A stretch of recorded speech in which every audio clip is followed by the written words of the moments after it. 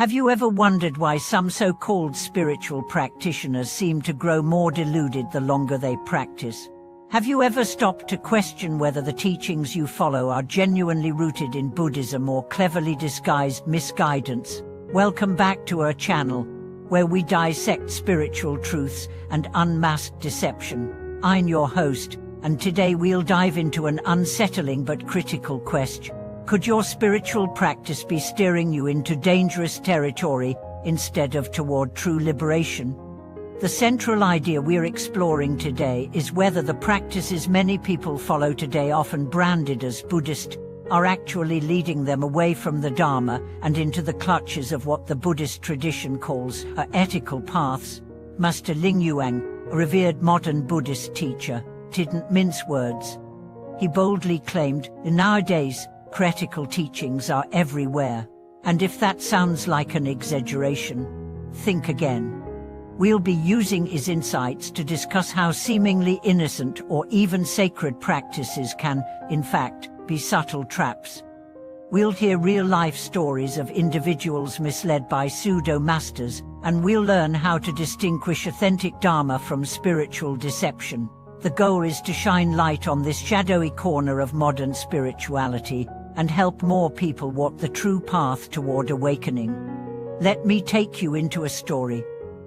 Imagine a young man, lost and disillusioned, turning to Buddhism after suffering through intense personal struggles. In his search for relief, he meets a master who introduces him to secretive techniques like energy refinement and a Kokra awakening. This master promises him supernatural progress and even a shortcut to enlightenment. The man dives in wholeheartedly, meditating, practicing breath control, isolating himself from family and friends. Fast forward 3 years, and instead of liberation, he finds himself plagued by anxiety, intrusive thoughts, and physical symptoms he can't explain. He seeks help from a qualified Buddhist teacher, only to learn that what he has been practicing has nothing to do with genuine Dharma. Instead, it belongs to what Master Yin Yuan identified as practices driven by consciousness, methods that tinker with the mind's reactive energies rather than aiming to transcend them. This story is not rare. In fact, it's become a painful norm in the spiritual community today. Let's go deeper. Buddhism, at its core, is a path of wisdom and compassion. It seeks to turn consciousness into wisdom, not to manipulate consciousness for ego gains. Authentic Dharma transforms our view of self and world, whereas heretical methods reinforce delusion by promising power, transcendental states, or control over the mind and body. They turn the path inward in the wrong way, towards obsession and attachment. Now consider another form of deception: secret teachings, and the fear tactics often used to enforce loyalty. Master Ling Yuan emphasized that true Buddhist teachings are never secret. Buddha himself said, "I have no esoteric teachings. The Dharma is for everyone, and any practice that demands secrecy or oaths of fear is already moving far from the spirit of the Buddha's compassion and wisdom." One woman we encountered had spent over a decade in a cult-like environment, convinced that she was on a divine mission. Her teacher had told her never to share the teachings, never to question, and to cut off anyone who doubted the master. Over time, she became isolated, paranoid, and ultimately depressed. Her family disintegrated around her. When she finally left the group, she realized that what she had followed in the name of Dharma had been the opposite of liberation. This cautionary tale is heartbreaking like common. So how can we tell whether we are following the true path or not?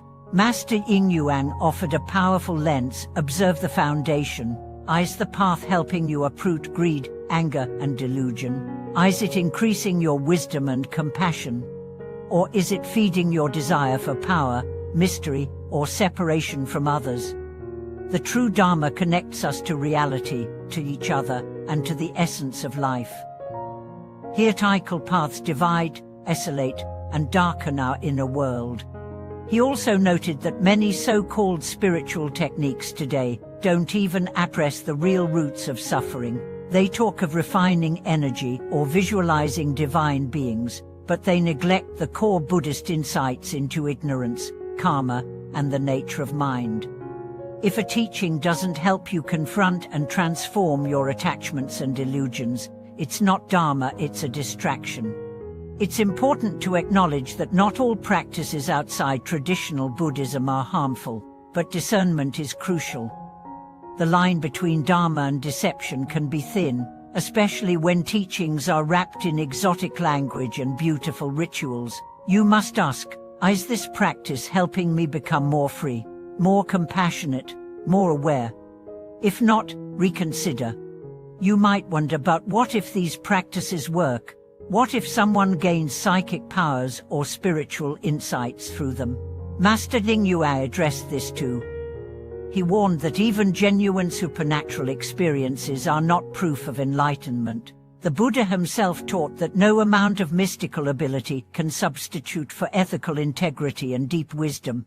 In fact, without the right foundation, psychic powers can become traps of pride and delusion, leading not toward awakening, but toward further entanglement in suffering. And so we return to the message that threads through all of Master Yingguan's teachings: direction matters more than intensity. A wrong path walked with zeal is far more dangerous than a slow but correct one. If you want to follow the Buddha's footsteps, you must continually examine your path, not with paranma, but with clarity and compassion. We are all vulnerable to being misled, especially when we are desperate, hurt, or seeking answers. The spiritual marketplace is crowded, and not all vendors sell truth. But that doesn't mean truth is unavailable. It simply means we must become wise consumers, examining not just what is being sold, but what it does to our heart, our mind, and our soul. In my own journey, I too encountered masters who promised the world. I practiced in circles that emphasized experiences over transformation, secret knowledge over ethical behavior. It took time and suffering to realize that the most powerful practice is not the most mysterious, but the most grounded in truth, humility, and compassion. Many of you watching may have walked similar paths. Maybe you're still unsure. Maybe you have doubts. I encourage you to share your stories in the comments. Let's build a community where questions are welcomed and discernment is celebrated. If this video helped shine a light on your journey, don't forget to like, subscribe, and hit the bell icon so you never miss an episode. Your support helps us keep bringing these teachings to more people who need them. Thank you for watching this video. May your path be true, your heart be open, and your wisdom grow ever deeper.